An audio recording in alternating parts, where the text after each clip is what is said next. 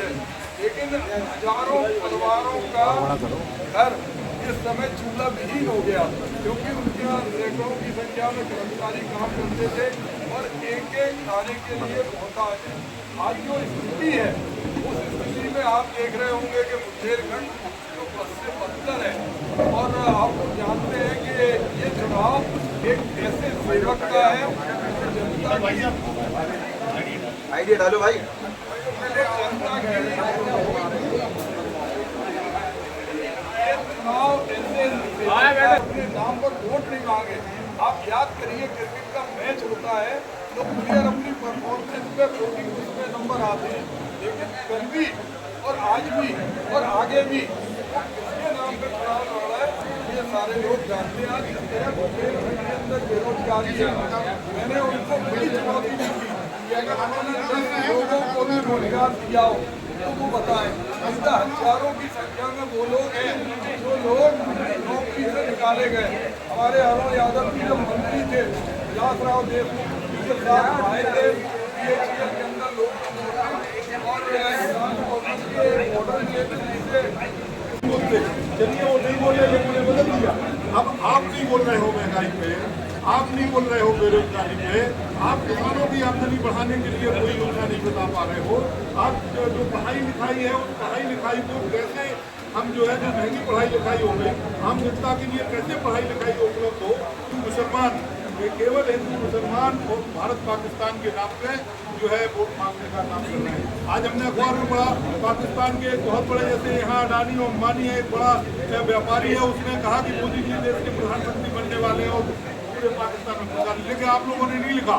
अगर जो है किसी ने कांग्रेस के बारे में कह दिया कि कांग्रेस की सरकार बनना चाहिए तो पूरे देश में तूफान मच गया। आज सारा अखबार में छपा है, लेकिन किसी ने इस बात को उठाया भी नहीं। तो हमारा कहने का मतलब ये है, देश को गुमराह करने का प्रयास किया जा रहा है। और एक बात बता दें, सरकार के नाम पे लोगों का अहंकार सिर पे चढ़ के बोल रहा था। मैं गारंटी से कहता हूँ अहंकार टूटेगा और अहंकार जो है 4 तारीख के बाद लोगों का खत्म हो जाएगा और आने वाले समय में जो जनप्रतिनिधि होंगे लोगों के भला कर सकेंगे, क्षेत्र का विकास करेंगे, बुंदेलखंड का विकास करेंगे। आपने देखा हमने चर्चा करने लगे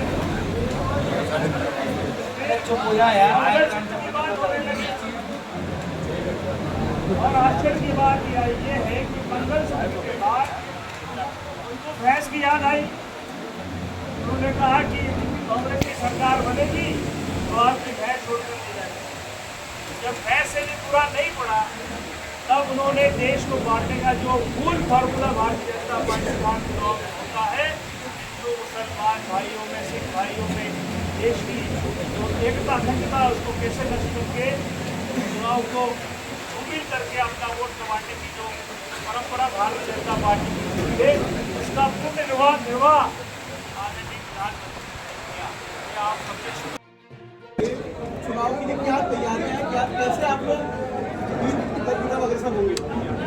जैन हमारे कांग्रेस उम्मीदवार में अलायंस पार्टनर है, सपा के साथ हम 89 लोकसभा लड़ रहे हैं और बहुत अच्छी स्थिति में कांग्रेस पार्टी यहाँ पर है। समाजवादी पार्टी के समस्त नेता गांधी के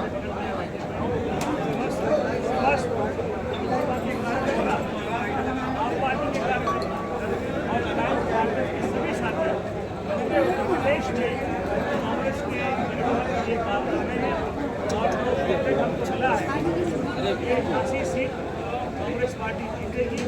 और मुझे ये भी बताया गया कि 10 साल से जो यहाँ के सांसद हैं पूर्ण रूप से निष्क्रिय रहे, उनके खाते में एक भी बड़ा काम पिछले 10 सालों में झांसी में मैंने कई लोगों से चर्चा की, किसी ने मुझे नहीं कहा।